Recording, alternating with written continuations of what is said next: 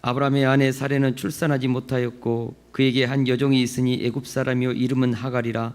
사레가 아브라함에게 이르되 여호와께서 내 출산을 허락하지 아니하셨으니 원하건대 내 여종에게 들어가라. 내가 혹 그로 말미암아 자녀를 얻을까 하노라 하매 아브라함이 사레의 말을 들으니라. 아브라함의 아내 사레가 그 여종 애굽 사람 하갈을 데려다가 그 남편 아브라함에게 첩으로 준 때는 아브라함이 가나안 땅에 거주한 지 10년 후였더라.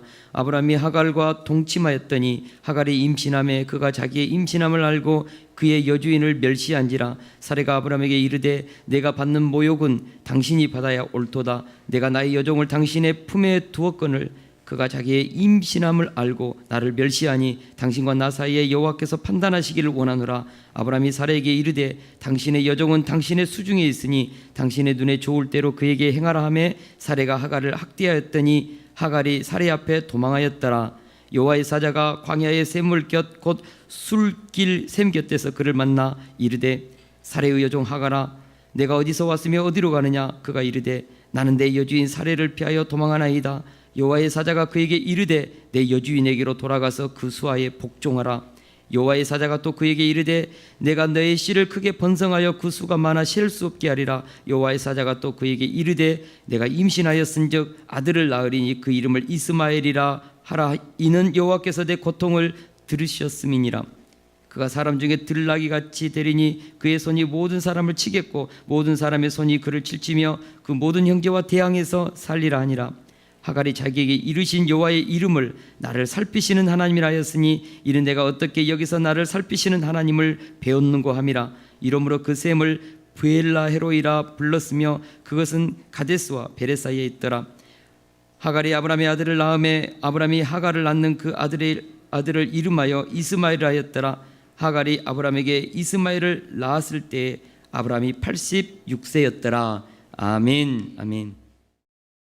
할렐루야. 아멘. 정말 이 코로나 바이러스가 온 세계를 강타하는데 그런 가운데서도 우리에게 주일 예배를 배설하여 주시고 이렇게 믿음으로 모일 수 있도록 도우시고 은혜를 주셔서 감사합니다. 하나님께서 생명의 그 은혜로 생명의 그 능력으로 우리 안에 있는 모든 두려움의 이 코로나 바이러스를 이기고 또 우리에게 면역력을 강화시켜서 능히 넉넉히 정말 승리하고 또 우리에게 건강하게 그렇게 이번 한 주도 살아가게 하실 줄로 믿습니다. 아멘. 오늘 말씀이 나를 살피시는 하나님입니다. 우리는 앞주에 언약을 세우시고 지키시는 하나님에 대해서 배웠습니다. 하나님의 입에서 한번 나온 말씀은 그대로 된다고 했습니다. 창세기 1장에 보니까 하나님이 이르시되 그대로 되니라 보시기에 좋았더라. 하나님의 입에서 나간 말씀은 헛되이 사라지지 않습니다. 그대로 되어서 보시기 좋게 열매를 맺는다는 것입니다. 이 세상의 창조는 하나님의 말씀대로 된 세상입니다. 동일한 것입니다. 하나님께서 아브라함에게 내 몸에서 날 자가 내 자식이 되리라, 내 상속자가 되리라. 하나님께서 아브라함에게 말씀하셨다면 그 말씀대로 그대로 되는 것이죠. 할렐루야. 틀림이 없는 사실입니다. 하나님은 사람이 아니시니 거짓말을 하지 않으시고 인생이 아니시니 후회하심이 없으시도다. 어찌 그 말씀하신 바를 행하지 않으시며 하신 말씀을 실행하지 않으시라. 우리 하나님은 하나님이십니다. 사람이 아니십니다. 약속하시면 실행하십니다. 약속하시면 지키십니다.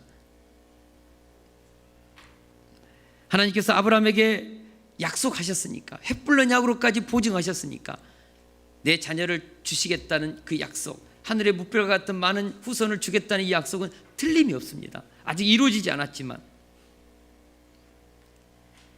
아브라함은 이 약속을 믿었습니다. 그리고 이 약속을 믿는 아브라함을 하나님은 의롭다고 인정해 주셨습니다. 그런데 갑자기 오늘 본문에 나오는 아브라함은 그 약속을 믿지 못하고 불신의 행동을 하고 맙니다. 다시 말하면 불순종의 자녀인 이스마엘을 사레의 여종 하갈을 취하여 낳고 말았습니다. 이런 창세기 16장에 나오는 아브라함의 이야기를 제가 곰곰이 묵상해 보니까 마태복음 16장에 나오는 베드로의 이야기와 너무나 유사합니다. 우리가 잘 아는 것처럼 가이사라 빌립보에서 우리 예수님께서 제자들에게 너희는 나를 누구라 하느냐? 베드로가 대답했습니다. 주는 그리스도시요 살아계신 하나님의 아들이시니이다. 이때 예수님께서 바요나 시몬아 내게 복이 있도다. 이것을 알게 하는 것은 너의 혈육이 아니라 너의 이성의 힘이 아니라 하나님께서 너에게 이 고백을 하게 했다고 가르쳐 주셨습니다. 그리고 나서 그 후에 예수님은 곧바로 예수님께서 제사장과 종교 지도자들에게 죽게 될 것을 말씀하시고 3일 후에 부활할 것을 말씀하셨습니다. 이때 곧바로 베드로는 예수님을 항변하면서 책망하면서 예수님 십자가에서 죽으시다니요 무슨 말씀을 그렇게 하십니까? 믿음 없는 말을 하십니까? 주님은 죽지 않습니다. 십자가의 길을 가지 마십시오. 가로막았습니다. 이때 예수님은요 무섭게 베드로를 책망하면서 사탄아 내 뒤로 물러가라 너는 나를 넘어지게 하는 자로다.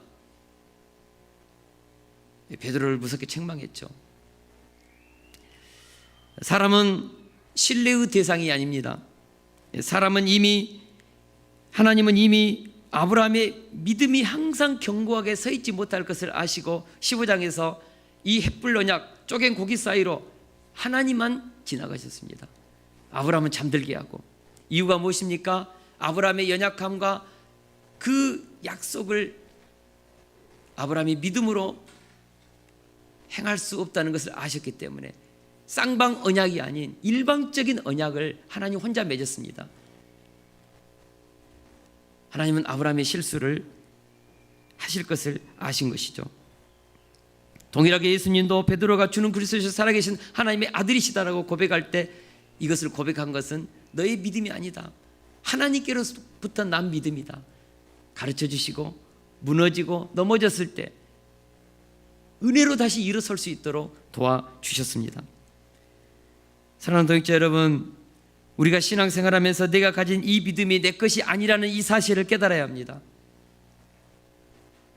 내가 오늘 이 교회에 와서 하나님께 예배하는 이 믿음 내 것이 아니라는 것을 알아야 합니다.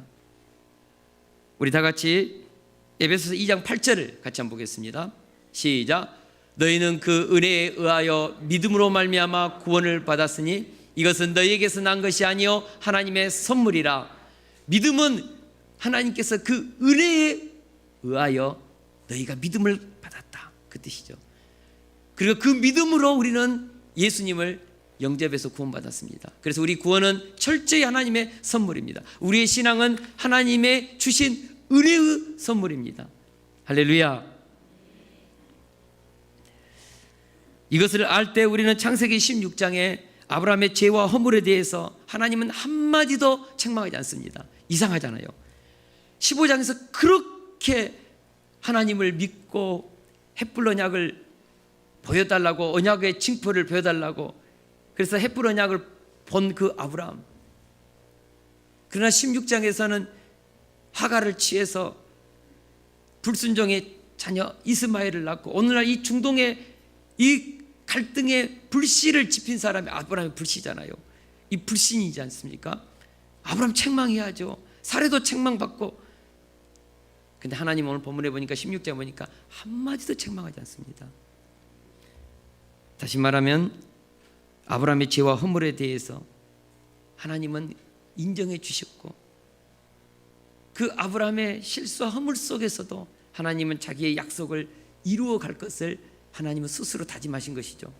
사랑하는 동역자 여러분, 아브라함의 실수를 하나님은 책망하지 않으시고 그의 실수를 수습해 주시는 하나님, 살해의 실수를 수습해 주시는 하나님, 하갈의 그 교만을 수습해 주시고 그를 살피시고 건져주시는 하나님, 그 하나님은 오늘 우리의 실수와 허물 속에서도 수많은 인생의 문제들을 우리가 흐트러 놓지 않습니까? 하나님의 계획을 망쳐 놓지 않습니까? 그럼에도 불구하고 하나님 우리를 버리지 않으시고 우리의 실수 속에서 얽히고 설키 문제를 풀어주시고 해결해 주시고 여전히 하나님의 구속사 속에서 쓰임받도록 우리를 인도해 주신 분이 하나님이십니다. 이 하나님의 사랑을, 아브라함의 사랑을, 아브라함과 사레와 하갈의 문제를 수습해 주시는 그 하나님을 통해서 우리가 만나는 것이죠. 할렐루야. 제가 질문 하나 드리겠습니다. 왜 아브라함과 사레가 하나님의 언약의 말씀을 끝까지 믿지 못했을까요? 왜 그들은 인간적인 방법을 사용해 버렸을까요? 15장에는 너무나 분명한 햇불 언약까지 주셨음에도 불구하고 왜 그랬을까요? 우리 1절을 같이 한번 보겠습니다. 1절 말씀 시작. 아브라함의 아내 사레는 출산하지 못하였고 그에게 한 여종이 있으니 애굽 사람이요 이름은 하갈이라. 여기서 보면 아브라함의 아내 사레는 출산하지 못하였고 라고 했습니다. 생각해 보십시오. 15장에서 하나님께서 내 몸에서 날짜가 내 상속자가 되리라, 하늘의 무별과 같은 내 후손을 주겠다, 햇불 언약을 맺었으면 그 다음 날 뭔가 기미가 보여야 되잖아요. 15장에서 그렇게 확고한 언약을 줬으니까, 약속을 주셨으니까 틀림없이 그날 동침하고 나서 다음 날 아니면은 일주일 후 사례는 기대했을 것입니다. 입덧을 기대했을 것입니다. 아니면 배불러 오게 될 것을 상상했을 것입니다. 하나님께서 약속해 주셨으니까 우리는 이제 자녀를 갖게 될 것이다. 설레이고 흥분되고 그랬을 것입니다. 그런데 소식이 없는 거예요. 입덧이 없는 거예요. 배도 불러오지 않고 사례가 여전히 출산하지 못했습니다. 이것이 현실이었습니다. 이때 사례의 마음 가운데 불신이 싹 텄습니다. 우리가 신앙생활 하면서 말씀을 통해서 하나님으로부터 약속을 받습니다. 구하라 그리하면 너에게 주실 것이요, 찾으라 그리하면 찾을 것이요, 문을 두드리라 그리하면 너에게 열릴 것이다. 약속. 주님 약속을 주셨으니까 구하고 찾고 두드릴 테니까 주십시오. 근데도 주시지 않습니다. 열리지가 않습니다. 우리 주님께서 말씀하셨습니다. 무엇이든지 기도하고 구하는 것은 받은 줄로 믿으라 그리하면 너희에게 그대로 되리라. 아멘. 주님 올 한 해 내 자녀의 문제 하나님 응답해 주실 줄로 믿습니다. 내 남편 하나님 아버지 응답해 주실 줄로 믿습니다. 병 고쳐주실 줄로 믿습니다. 내 인생의 아픈 문제 주님 해결해 주실 줄로 믿습니다. 할렐루야. 이렇게 막 아멘하고 선포했습니다. 근데 현실은 똑같아요. 작년이나 올해나 똑같아요. 기도해도 현실은 바뀌지 않아요. 이럴 때 우리가 지속적으로 믿고 가면 좋겠지만 이런 믿음이 올해도 내년도 3년이 지나고 5년이 지나고 10년이 지나도 똑같으면요 의심이 듭니다. 약속을 받아도 의심이 듭니다. 여전히 가난하고 몸은 여전히 아프고 자녀는 변화되지 않고 여전히 남편도 똑같습니다. 과거와 똑같이 현재의 삶은 여전히 힘듭니다. 고달픕니다. 하나님의 약속은 화려하고 크고 놀라울 정도로 우리의 마음을 설레이게 하지만 현실은 그대로입니다. 이럴 때 우리에게도 사례와 같은 의심이 들어올 수 있습니다. 하나님이 살아계시다면 지금쯤이면 내 상황 2년이 되면 5년이 되면 풀려야 되지 않는가? 이렇게까지 기도했으면 응답 와야 되지 않는가? 정말 기도했다면 믿음을 가졌다면 진짜 하나님을 믿었는데도 상황이 바뀌지 않으면 의심이 들죠. 마음에 스물스물 하나님께 대한 그런 불신의 싹이 오르는 것이죠.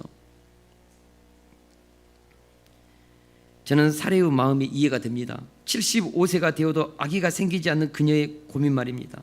하나님의 약속을 받았음에도 불구하고 여전히 임신되지 않고 입덧하지 않는 이 상황, 이게 뭐지? 결국 사례는 믿음은 믿음이고 현실은 현실이다, 이런 결론에 다다른 것 같습니다. 그리고는 아브라함에게 인간적인 방법을 제안했습니다. 우리 2절을 같이 한번 보겠습니다. 2절 말씀 시작. 사레가 아브라함에게 이르되 여호와께서 내 출산을 허락하지 아니하셨으니 원하건대 내 여종에게 들어가라. 내가 혹 그로 말미암아 자녀를 얻을까 하노라 하며 아브라함이 사레의 말을 들으니라. 사레는 먼저 남편 아브라함에게 여호와께서 내 출산을 허락하지 않았다고 했습니다. 여기에는 하나님께 대한 서운함이 담겨 있습니다. 왜 나는 75세가 되도록 하나님은 아기를 주시지 않는가? 왜 나는 10년이 다 되도록 하나님이 내 기도에는 응답해 주시지 않는가? 나는 하나님께 버림받는 사람이 아닌가? 하나님은 나를 포기한 것은 아닌가? 사레의 마음 가운데 하나님께 대한 서운함, 하나님께서 내 출산을 허락하지 않았다, 앞으로도 안 될 것이다, 이런 결론에 다다른 것이죠. 그래서 자기 몸종 하갈을 통해서 자식을 낳읍시다 제안하고 말았습니다. 당시 사회법이나 관습상으로 볼 때 지극히 정상적입니다. 당시 부인이 자식을 낳지 못하면 몸종을 통하여서 자녀를 얻고 그 부인에게 자녀를 입양시키는 것이죠. 우리나라에도 시바지라는 풍습이 있었지 않습니까? 고대 사회에서는 이것은 정상적이고 합법적인 방법이었습니다. 우리도 합법적인 이런 사회의 관습을 쫓아는 것입니다. 지극히 합리적이고 보편적인 방법입니다. 그러나 이런 제안을 한 사레의 마음이 제대로 된 여인의 마음이겠습니까? 사레의 속이 속이겠습니까? 생각해 보십시오. 어느 여인이 자식을 못 갖는다고 해서 자기 몸종을 남편에게 보내어서 몸종을 통해서 자식을 얻는 그 여인의 슬픔, 사레의 그 마음의 아픔, 고통, 그리고 그 여자로서 얼마나 자존심이 상했겠습니까? 그렇지 않습니까? 그런데 참 재미있는 사람이 한 사람이 있습니다. 누굽니까?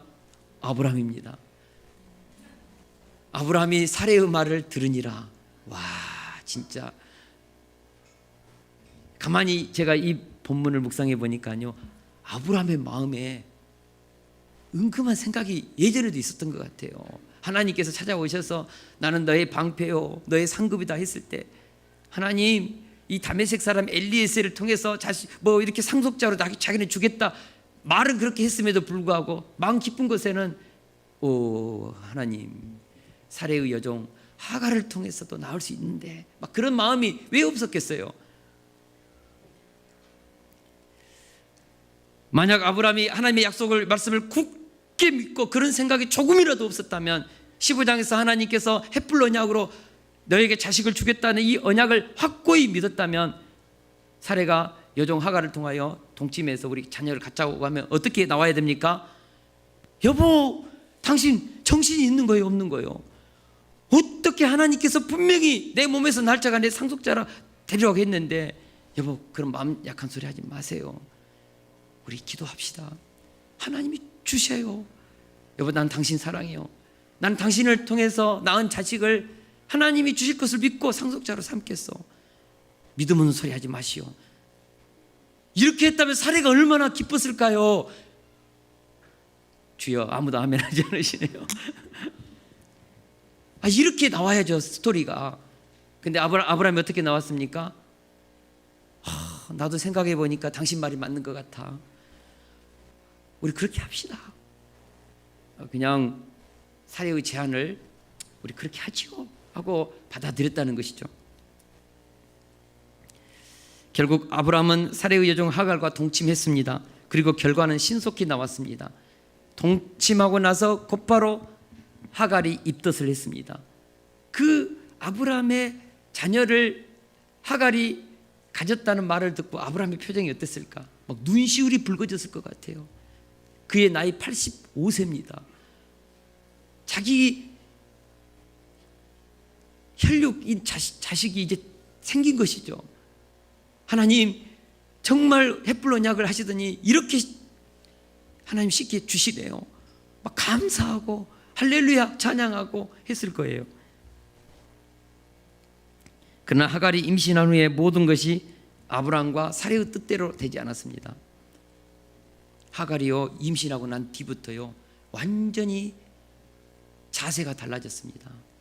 예전에는 아침 일찍 일어나면은 안방 마님 사레에게 찾아가서 물 떠들고, 사레하고 안주인이 사레하고 눈도 마주치지 못하고 항상 겸손하게 그렇게 여종의 직분을 감당했는데,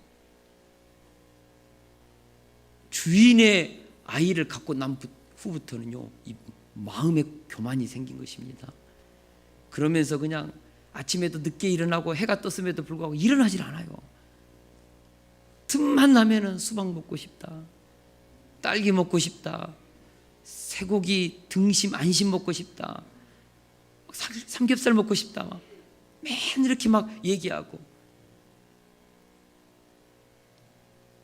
사례가 뭐라고 그러면은 지금 내 배에 있는 이 아이가 좀 이상한 것 같다고 일도 하지 않고, 막 사례가 막 시키면은 얘기도 못난 것이 막 이런 식으로 막 혼자 중얼거리고, 안주이면 다냐고 여주이면 다냐고 막 이런 식으로 하고, 사례가 이런 말을 듣니까 정말 꼭지가 돌고 뚜껑이 열리는 것이죠.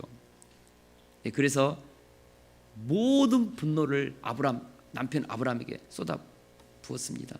당신이 어떻게 하갈에게 얘기했으면, 당신이 어떻게 하갈에게 정말 마음을 주었으면은 내 여종 하갈이 이토록 나를 멸시할 수 있냐?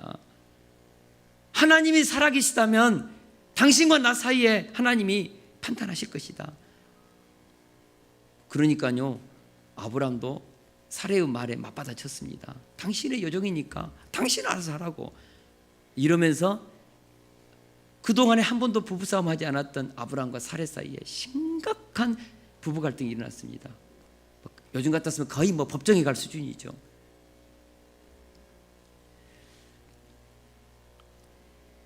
결국 아브라함이 원했던 방향으로, 사레가 원했던 방향으로 그렇게 가지 않았습니다. 가정은 깨질 위기에 처했고, 사레가 너무너무 화가 나서 하갈을 학대하자 하갈은 견디지 못하고 그냥 광야로 보따리 싸서 도망쳐 버렸습니다. 이 결과는 아브라함과 사레의 어떤 방법으로 해결할 수 없는 수준으로 가버린 것이죠. 우리는 여기서 아주 중요한 영적 교훈을 하나 얻게 됩니다. 인간적인 방법은 쉽지만 결과는 혹독하다는 것이죠. 아브라함은 지난 10년 동안 믿음으로 해도 안 되는 자식 낳는 일을 사레의 여종 하갈을 취해서 쉽게 해결했습니다. 여러분, 믿음의 방법으로 기도로 문제를 해결하는 것은 때로는 어려울 수 있습니다. 멀 수 있습니다. 당장 인간적인 방법으로 쉽게 해결할 수 있는 그런 신앙의 문제들이 없는 것은 아닙니다. 하지만 우리가 믿음의 방법으로 해결하지 않고 세상의 방법으로 문제를 해결할 때 전혀 예상치 못했던 새로운 문제들이 생긴다는 것입니다.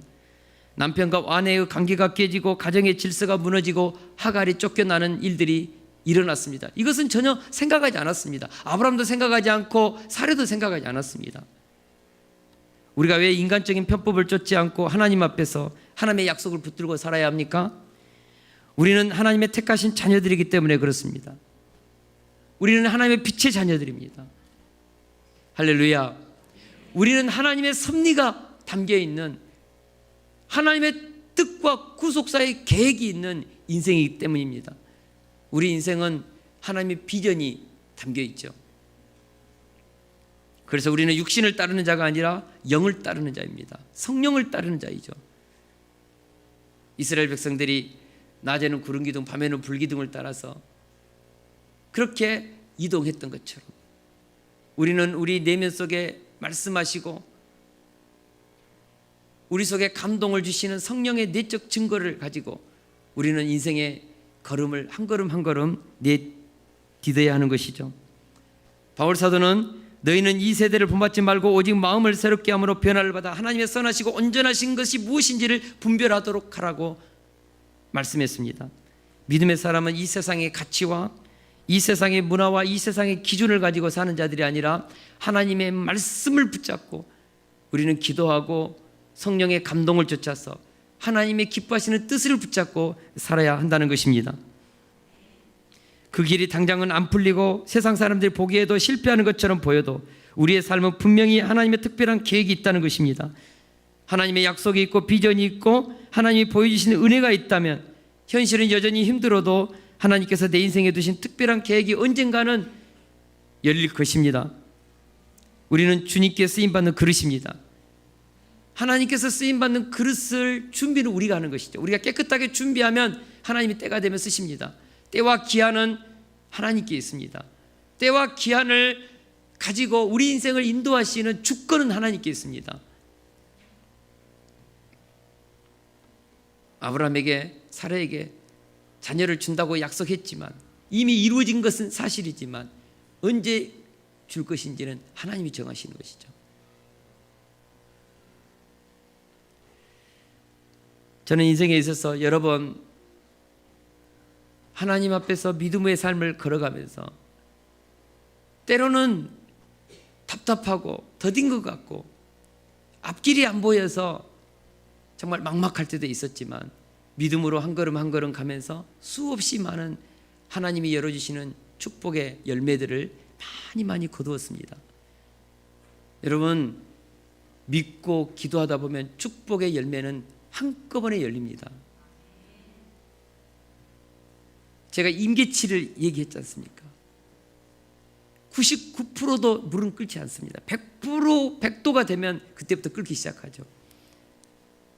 88도에도 안 끓고 98도도 안 끓습니다. 99도도 안 끓습니다. 100도십니다. 하나님께서 우리에게 믿음의 분량을 요구하십니다. 기도의 분량을 요구하십니다. 거기 차기까지 우리의 믿음의 그릇을 준비하고 계속해서 믿음을 보이십시오. 할렐루야. 계속해서 언약의 말씀을 가지고 하나님 앞에 나아가십시오. 할렐루야.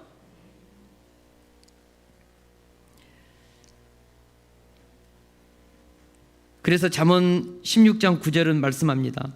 사람이 마음으로 자기 길을 계획할지라도 그의 걸음을 인도하시는 이는 여호와시니라. 우리가 힘들 때일수록 하나님의 뜻을 앞질러서는 안 된다는 것입니다. 내 인생이 안 풀리면 조급하지 않아야 합니다. 바쁠수록 기도하고 바쁠수록 먼저 하나님의 말씀을 묵상해야 합니다. 저는 우리 세숫교회 성도님들이요, 하나님의 영광을 보기까지, 하나님의 약속의 말씀이 성취되기까지, 내 기도 제목이 이루어지기까지 하나님 앞에서 기도의 줄을 놓지 않는 저와 여러분이 되기를 주의 이름으로 축원합니다. 올 한 해 우리 세숫교회 기도 제목이 있습니다. 그것이 무엇입니까? 기도로 살아계신 하나님을 간증하는 삶이 되게 하라. 간증의 열매를 맺기까지 계속적으로 기도하는 것입니다. 할렐루야. 하나님께서 내 인생을 택하셨다면, 약속을 주셨다면, 내가 하나님 앞에 부르짖어 기도하고 있다면 하나님 다 듣고 계신다는 것이죠. 성경을 보면 인내하지 못하고 인간적인 생각으로 성급하게 행동하다가 하나님께 버림받은 대표적인 사람이 두 사람이 있습니다. 한 사람은 에서입니다. 배고픔을 참지 못하고 장자권을 팥죽 한 그릇에 팔아버린 에서. 또 한 사람은 사울왕. 하나님이 택한 제사장만 드리는 그 번제를 그는 군사들이 흩어진다고 기다리지 못하고 자기에게도 없는 그 권한을 행사해버리고 만 것이죠. 이렇게 해서 그 두 사람은 망령되이 행했다고 하나님으로부터 평가를 받았습니다. 망령되다는 것은 어리석다는 말입니다. 인간적인 측면에서는 그럴 수밖에 없지만, 합리적이고 그것이 당연한 것이지만 하나님이 보실 때는 어리석다는 것입니다. 우리도 마음이 조급해지면 기도하지 않거나 말씀을 멀리하고 성급하게 행동할 수 있습니다. 성급하면 욕심이 앞서게 됩니다. 그러면 실수하게 되고 나중에는 더 큰 대가를 치르고 우리가 매듭을 지었지만 풀 수 없는 지경에까지 간다는 것입니다. 미국 윌로우 크릭 교회 빌 하이베스 목사님이 쓴 너무 바빠서 기도합니다라는 책을 보면 이런 고백이 있습니다. 나는 과거에 기도 빼고는 할 일을 다 했습니다. 내가 할 수 있는 일을 먼저 다 해보고 안 되면 나는 그때서 기도했습니다. 그랬더니 하는 일마다 잘 안 되었습니다. 하는 일마다 꼬이게 되었습니다. 그래서 아무리 바빠도 아니 오히려 너무 바쁘기 때문에 기도하게 되었습니다. 그런 내용의 책입니다.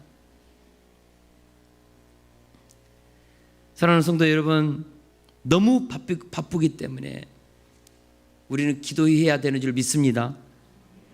아무리 급하게 문제를 풀 수 있는 방법이 보여도 그것이 하나님의 뜻인지 물을 수 있는 여유가 저와 여러분들에게 있을 수 있기를 주의 이름으로 축원합니다.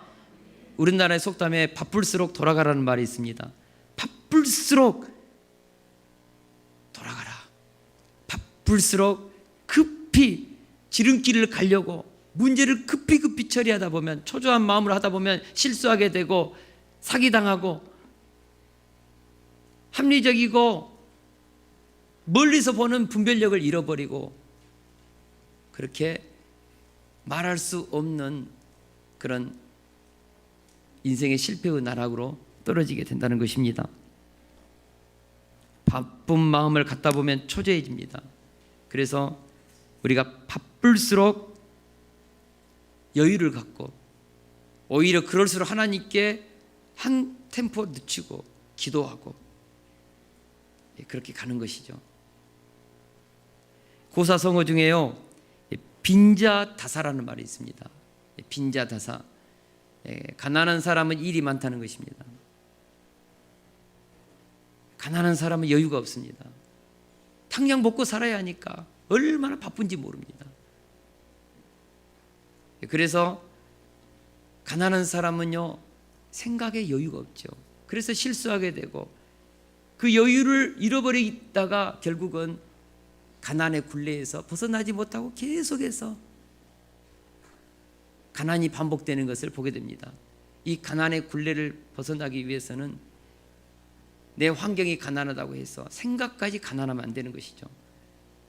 생각에 여유를 갖고 멀리 생각해보고 무엇을 해야 될 것인지를 우선순위를 정하고, 먹고 사는 일에도 우리가 비록 집중해야겠지만 멀리 내다보고 그렇게 한 걸음 한 걸음 가다 보면 결국에는 한꺼번에 풀리는 것이죠. 열리는 것이죠. 저는 우리 그리스도인들이 현실이 가난하다고 생각까지 가난으로 찌들어서는 안 된다고 믿습니다. 우리에게 승리를 주는 하나님의 약속의 말씀이 있기 때문에, 비록 현실은 열악하고 황폐하지만 부유하신 하나님, 내 인생의 승리를 보장해 주시고 상황과 환경 속에서도 기적을 역전을 시켜주시는 능력의 하나님이 나와 함께하고 있기 때문에, 내 안에 있는 자가 세상에 있는 자보다 크기 때문에, 내게 이 언약의 말씀이 있기 때문에 우리는 아무리 환경이 황폐하다 할지라도 마음은 여유가 있고 부유해야 한다는 것이죠. 제가 우리 바울에게 참 감사한 것 중에 하나가 있습니다. 정말 우리가 넉넉하지 못했기 때문에 용돈도 주지 못하고, 그래서 때로는 약간의 반항을 할 때도 있었습니다. 그럼에도 불구하고 아빠, 저는 한 번도 제 인생이 가난하다고 생각해 본 적이 없습니다. 비록 부모님이 용돈을 주지 않았지만 하나님께 기도하면 즉각 응답을 받았다고, 그래서 자기는 가난하다고 생각해 본 적이 한 번도 없다고 너무너무 감사했습니다. 여러분, 우리 그리스도인들은 부유한 자들입니다. 하늘에 신령한 모든 복을 그리스도 안에서 우리는 구하고 누리고, 보이지 않으신 그 하나님의 풍성함과 부유함이 우리 인생에 작동하고 있기 때문입니다. 할렐루야. 우리는 이미 다 가진 자들입니다. 할렐루야. 우리는 약속의 말씀이 있는 자들입니다. 할렐루야. 이 믿음을 가지고 현실은 안 보여도, 상황은 안 풀려도 믿고 기도하면서 한 걸음 한 걸음 가라는 것입니다. 그러면 하나님께서 우리 인생을 반드시 때가 되면 놀라울 정도로 축복해 주십니다. 그러면 하나님께서는 자기 생각이 앞서서 실수하고 엉망이 되어버린 아브라함의 가정을 어떻게 하셨는가? 꼴보기 좋다, 너희가 약속의 말씀을 끝까지 붙잡지 못하더니 고소하다 고소해, 그 죄값 치러라, 하나님이 그랬습니까? 방관하셨습니까? 하나님이 어떻게 하셨습니까? 우리 다 같이 7절을 보겠습니다. 7절 말씀 시작. 여호와의 사자가 광야의 샘곁 곧 술깃 샘물 곁에서 그를 만나. 세상의 모든 종교는 인간이 신을 찾아가는 종교입니다. 그러나 오로지 기독교만이 하나님이 먼저 우리를 찾아오는 종교죠. 아담과 하와가 선악과를 따먹었을 때 하나님이 찾아오셨습니다. 하나님이 찾아오셨다고요. 우리의 힘으로는 우리의 삶의 이 죄와 사망의 이 매듭을 풀 수 없죠. 우리 힘으로는. 그러나 하나님이 이 매듭을 풀기 위해서 하나님의 아들을 이 땅에 보내셨죠. 하나님이 오신 것입니다. 아담과 하와 사례가, 아브라함과 사례가, 하갈이 흩어져 버린 이 엄청난 인생의 문제, 그들이 지은 이 인생의 매듭 풀지 못하니까 아브라함은 안방으로, 사례는 옆방으로, 하갈은 광야로 다 흩어졌죠. 그러나 하나님은 그들이 맺어버린 이 매듭 풀기 위해서 하나님께서 하갈에게 찾아오셨습니다. 하나님은 찾아오신 하나님이십니다.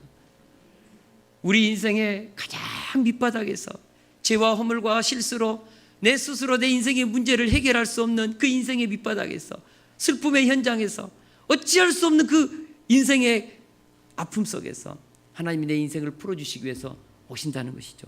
찾아오시는 하나님. 이 하나님을 저와 여러분이 만날 수 있기를 주의 이름으로 축원합니다. 요한복음 14장 18절에 보니까 내가 너희를 고아와 같이 버려두지 아니하고 너희에게로 오겠다고 말씀하셨습니다. 이사야서 49장 15절에 보니까 여인이 어찌 그 젖먹는 자식을 잊겠으며 자기 태에서 난 아들을 긍휼히 여기지 않겠느냐. 그들은 혹시 잊을지라도 나는 너를 잊지 않겠다. 하나님은 잊지 않겠다고 했습니다. 하갈이 광야로 도망쳤습니다. 광야는 TV에서 보는 아이스크림 그것에서 먹는 그런 낭만적인 곳이 아닙니다. 뱀과 정갈과 맹수가 우글거리고 도둑이 엿보고 있는 곳이죠. 이대로 놔두면 하갈 죽습니다. 그곳에서는 가게도 없습니다.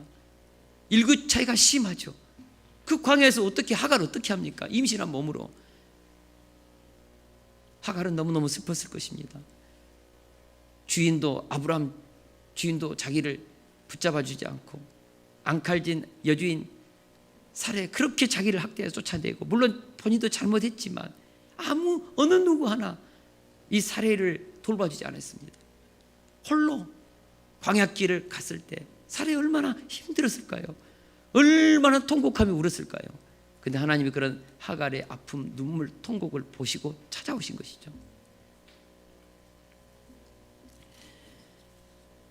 우리 스스로의 욕심과 허물로 말미암아 멸망할 수밖에 없는 저희들을 먼저 찾아오시고 만나주시고 무한한 사랑을 베풀어 주신 우리 하나님을 찬양합니다. 우리 8절 말씀도 보겠습니다. 시작. 이르되 사례의 여종 하갈아 내가 어디서 왔으며 어디로 가느냐. 그가 이르되 나는 내 여주인 사례를 피하여 도망하나이다.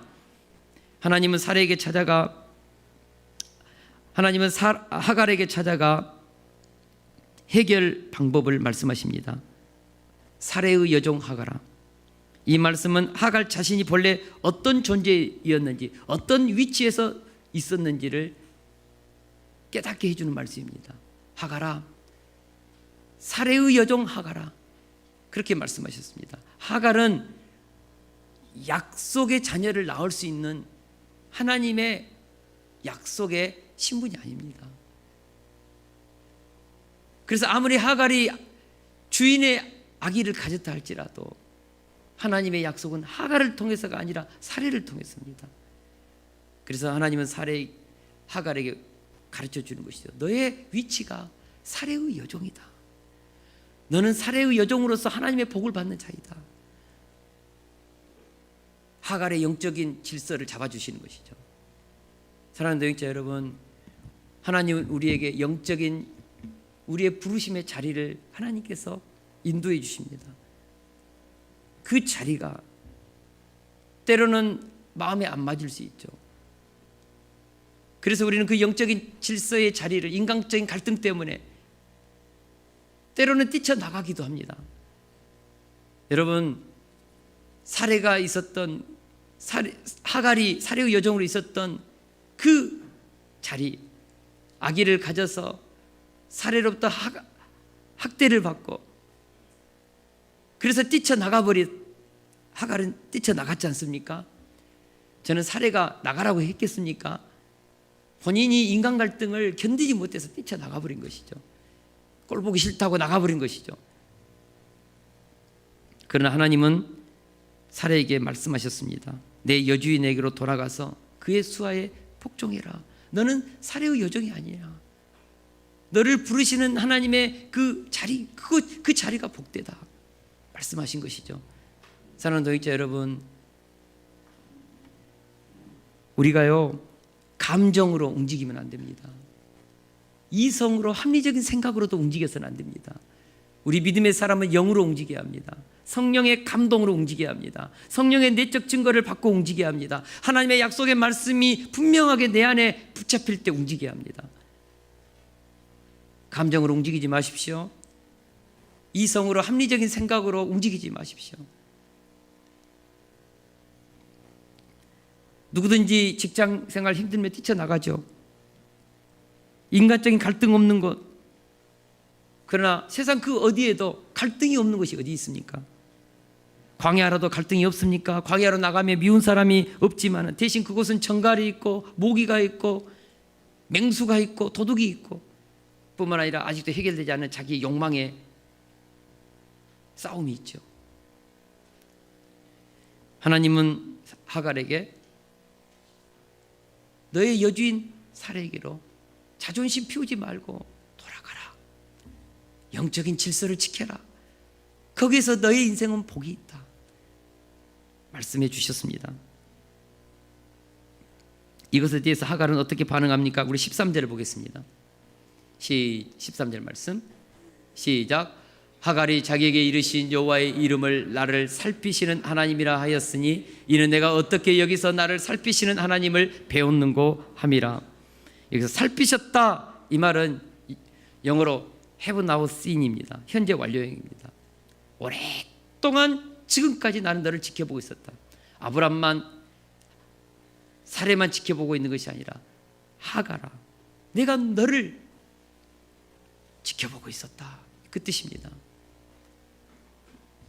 우리가 출애굽기 1장, 2장, 3장에 보면은 하나님은 바로의 요셉을 알지 못하는 바로의 통치 속에 고통하는 이스라엘의 그 기도를 보고 듣고 알고 내려오셨다고 했습니다. 그리고 그들을 건져냈다고 했습니다. 하나님은 우리를 보고 듣고 알고 계신 하나님, 살피시는 하나님. 나의 어머니의 태중에서부터 내가 자라오는 어린 시절 내 마음의 상처와 아픔과 고통과 세상에서 버림받고 수많은 인생의 시련과 아픔 속에서도 단 한 번도 하나님은 살피지 않으신 적이 없다는 것이죠. 계속해서 내가 너를 보고 있었고 너를 살피고 있었고 너를 지켜주고 있었고 너를 인도하고 있었다는 것이죠. 하갈은 그것을 깨달았습니다. 광야 홀로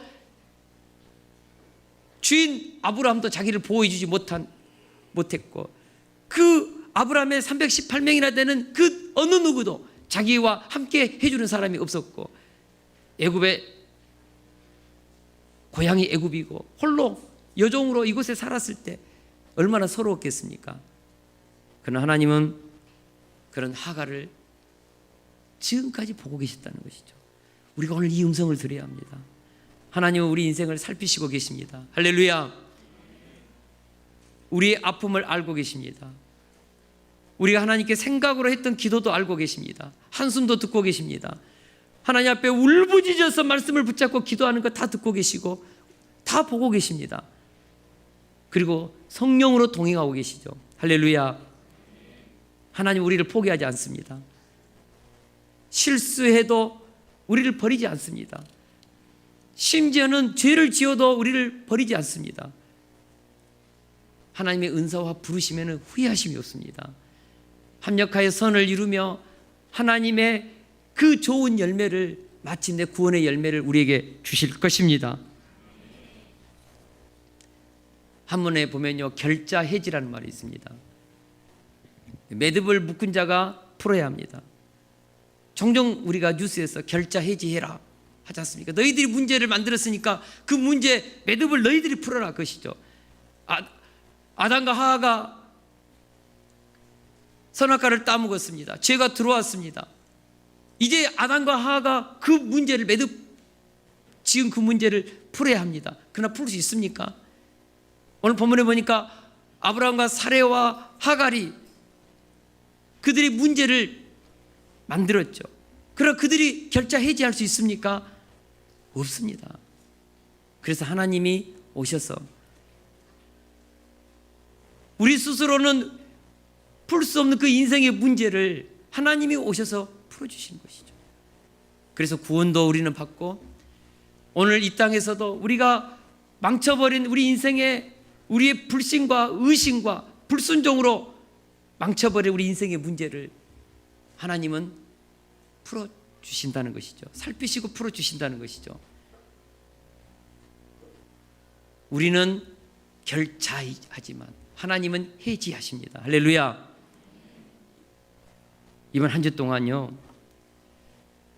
살피시는 하나님, 나를 태중에서부터 알고 계시고 지금까지도 단 한 번도 눈을 떼지 않고 나를 살피시고 계신 하나님, 심판하시기 위해서 살피신 것이 아니라 도와주시고 더 선한 길로 인도하시기 위해서 살피시고 계신 그 하나님을 우리가 만날 수 있기를 원합니다. 여종 하갈까지도 하나님은 살피셨습니다. 그런 하나님이 택하신 주의 종 아브라함과 사레를 살피지 않겠습니까? 독생자 예수 그리스도의 십자가의 보혈의 피로 구원받은 우리의 인생을 살피시지 않겠습니까? 하나님은 살피십니다. 기도에도 인생의 문제가 당장은 해결되지 않을 것 같습니다. 그러나 때가 되면 하나님은 우리의 기도를 받으시고 반드시 해지하실 것입니다. 할렐루야. 응답하실 것입니다. 할렐루야. 우리 이 하나님을 믿읍시다. 할렐루야. 아멘. 우리 다 같이 기도하면서